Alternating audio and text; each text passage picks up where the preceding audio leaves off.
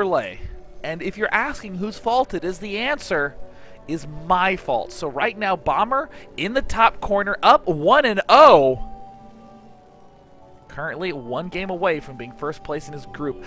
EG's HuK down 0-1 right now. The overlay says 1-1, but this means that if HuK wins, he will be able to tie it up and make this overlay true. Right now, HuK in the bottom right corner, his tournament life on the line, lost to MC, Ostoji lost to HuK, so he is now 1-1 Bomber 2-0.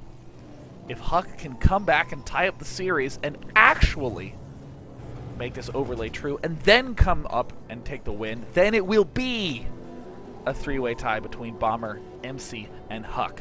Otherwise, Bomber wins, he's first. EG HuK going once again for this kind of surprising gateway on 12. Pretty interesting to see HuK consistently do that. This is the GSL version of Antigua Shipyard, so it is cross-map only, no gold only. So this means that if there were a Zerg in the game, they would win 100% of the time. So now we see Bomber up in the top left. It looks like he will be going for, again, a no-gas play. Love the Gateway Scout timing in this matchup. HuK going for the 1 gas. No unusual play out of either player at this point in time. So I'll, of course, just briefly note that the sandwich I had for lunch was quite good. It was turkey on sourdough, with a little bit of spicy mayonnaise. I had some sharp cheddar cheese as well as lettuce. HuK now trying to do a little bit of harassment on those SCVs, try to bring them down to some less than green life, so that way it looks kind of like one of those cool spectrum charts in a high school biology textbook. We also see that Bomber is indeed going for the command center first, and I don't think he's going to be shy about it. Did HuK manage to get the spot on it? He did. And of course, a lot of Protoss players are essentially saying that if you don't go for a very fast Nexus against the Terran players, you are going to be screwed. I think that's increasingly becoming the truth of this matchup, that going for some sort of very early gas play can result in maybe some wins, but it's very unreliable. You have to be going for smaller but more secure edges in long-term play. So now HuK does have his 1 Stalker out. He will throw down that early expansion. I'm going to be proceeding a little bit normally. In the main base, we see that Bomber is going, wow, standard as standard can be.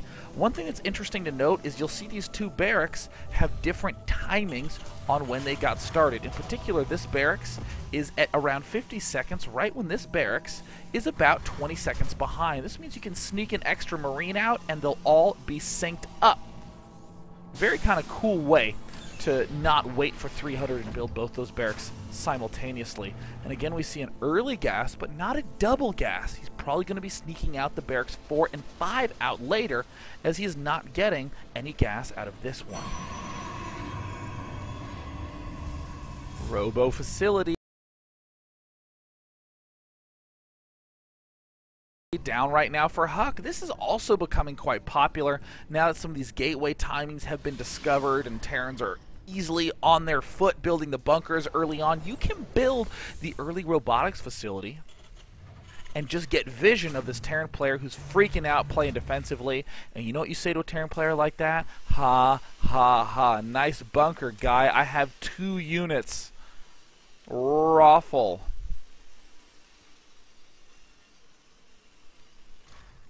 In the main base, we do see that Bomber is continuing to just not add on second gas. I think this is just such a clever play. Has his tech lab out. Hadouken, he gets the stim up. 1 observer popping down. I think it's pretty essential to get 2 observers.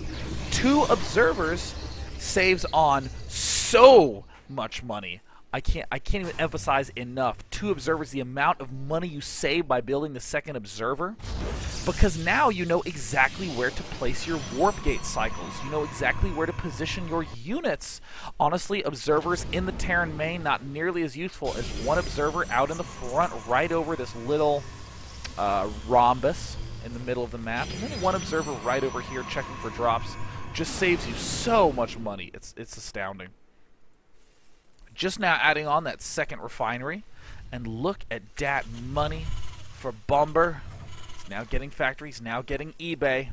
Soon enough, he's going to be adding on these extra barracks. Just fantastic timing. Can't emphasize that enough. Now, HuK is doing something that I honestly feel is a little bit, it has a little bit of whimsy to it, I guess I would say. If you go for this double forge play, you're obviously going to be going for very fast 2-2 upgrades before you do much of a push. So you're committing to 2-base play. As it has a little bit of whimsy to it, because this is essentially saying, you know what? I'm going to pretend that the mid game is not a thing. I'm going to just black out for the mid game, and I'm going to get hella upgrades. And then with said hella upgrades, I'm going to hope to win later. Literally, I'm putting all my eggs in the late game basket. Now, this is quite whimsical because, let's be honest, when have you played a Terran player who's like, oh, no, I'll leave you alone in the mid game. Don't worry, I want you to have those upgrades because I had a terrible day at school and I want to punish myself by having a terrible life. Yeah, no Terran player does that. They're going to be dropping. They're going to be celebrating a great day at school where they pass their final exams. They're going to drop you in the base, in the face. Right now the series is tied up with Bomber leading 1-0. See how I confused you as much as the overlay? Yeah. Right now we're seeing Bomber still not going for those extra barracks 4 and 5, thereby stupefying me. No, he's just going to be going for a third command center. This is the standard way to play.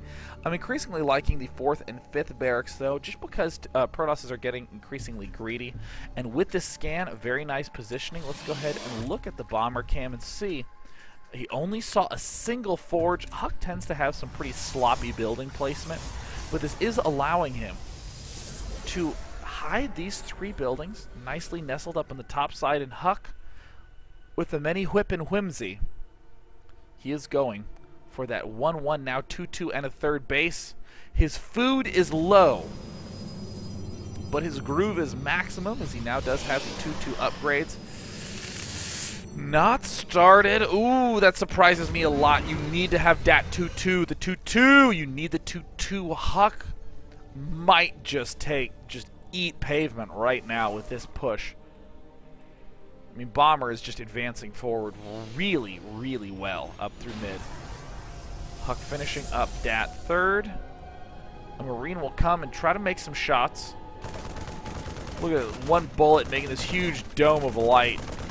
But that's okay. I don't go to raves. I'm not a fan of light shows. The Colossus stays at home with his huge swollen head playing with his mineralogy collection. What a nerd, said the StarCraft 2 commentator. Now we have EG's HuK just kind of bolstering his back defense with those stalkers, making sure everything is in good order.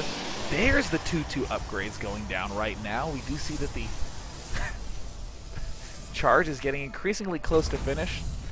We see the 4th and 5th barracks going down now, and we see some SCVs starting to get transferred down to that third base. But I really think that in HuK's spot, I'm going to be feeling fantastic. I'm really favoring HuK's position at this key juncture in the game. He has halted the Colossus production. He does have that range 9.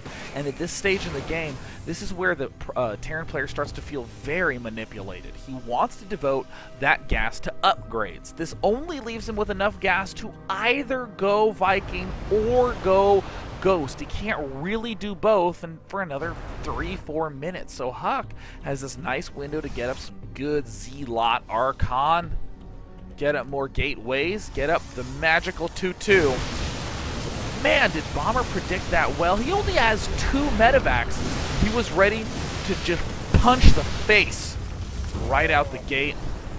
He has those big rippling veins popping out in his neck. He's angry. His teeth are clenched. He had an eyeball pop out. He didn't even pick it up or put on an eye patch. He just went into battle with a big oozy gaping hole on his face.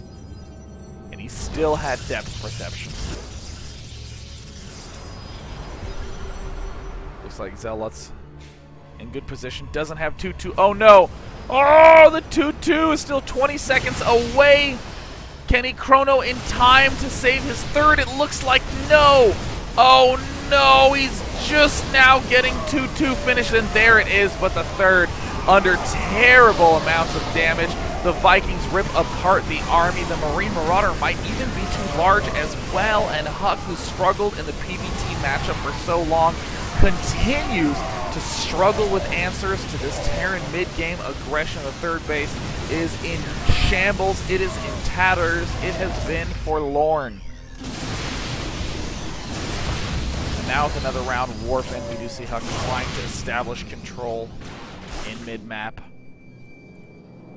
Colossi starting to be produced, not the ideal mixture, but it's the only thing he can really do. And now we see the Terran mid-game aggression just at a terrifying high. HuK unable to deal with this mid-game aggression in the way that Partings and Squirtles have been able to in the past. But, I mean, even Parting and Squirtle are struggling to that exact kind of push. And now that Bomber seems to have optimized that timing, I'm really hard-pressed to find any Protoss who'd be comfortable in that spot. HuK played just so well with the timing on the 2-2. I mean, even if they were started a little bit earlier, I'm not even sure it would have been okay. Look, it was just hard. Now we see the Archons starting to step in. I mean, just one more minute could have gotten so many more big damage-dealing units. Another Colossus trying to pop out, and I mean, in the unit station we see no Vikings at all, but the unit count is just big. It's just big, alright? With the Archons now creating the bulk of the damage output of this composition, we're seeing HuK try to do a little bit of pylon here, pylon there. It's a new game show from Alex Trebek, because really, honestly, who does watch Jeopardy? There's the big push going down in middle. We see big EMPs ripping those shields down to 0. And HuK does manage to continue to press forward, reinforcing. Now we see more Zealots going up to the front. Looks like Bomber will be trying to kite as best he can. This is going to be it for HuK. He needs to deal the key damage. He has picked off a good amount of workers, but nothing compared to the 23 killed by his Terran opponent. We see, oh, it looks like the Archon shoving half-born Archons. That's like putting a half-born baby onto the field of battle. And now HuK pushing his back as far as he can. But the micro positioning of Bomber might be a little bit too good. HuK could possibly do it. He just needs to pick off these frickin' Marauders in the back. The baby Archon shove from HuK. Will it be enough?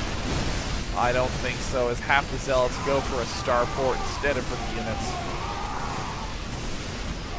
Zealots primarily known for their sound effects. I actually just had a few seconds to reflect upon what I have just said. Now, allow me to restate it. As HuK's attack is over, and it is going to be more gateways. Anything that he can do to step back into the game, going Zealot, Archon. He doesn't have to spend money building probes. He doesn't have to spend money building pylons. As he is at 110 of 174. He is going to do anything he can to stay alive. And HuK, despite only playing one other game, is listed as tied 1-1, but he still might get eliminated in this second game between these two players. As Bomber, again, playing very patiently, waited for that +3 attack upgrade. There's the +3 armor incoming.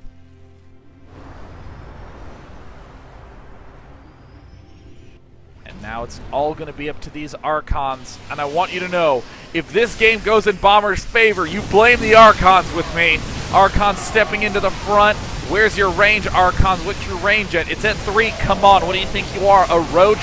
So many Marine Marauders stepping forward, and with that medevac count, they actually don't lose life unless they stem with perfect positioning from the Colossus. Zealots swooping in from the side. It's the Archons that can't seem to carry their weight. And with some incredible load-unload micro from Bomber, HuK, all he can do is chrono boost and continue to try to make units of sentries, split these units up so that way there's dying on the right and dying on the left, as opposed to dying arbitrarily all over. And there's the good game. Bomber takes the series. He has won. He's first in his group. He went 3-0 and MC went 2-1. And that means that tomorrow we have the following matchups on my phone as I'm looking it up in my notes. It does look like the player who will be coming out in... Look, we're just going to go to a break, and when we come back, we're going to find out the results of the tournament.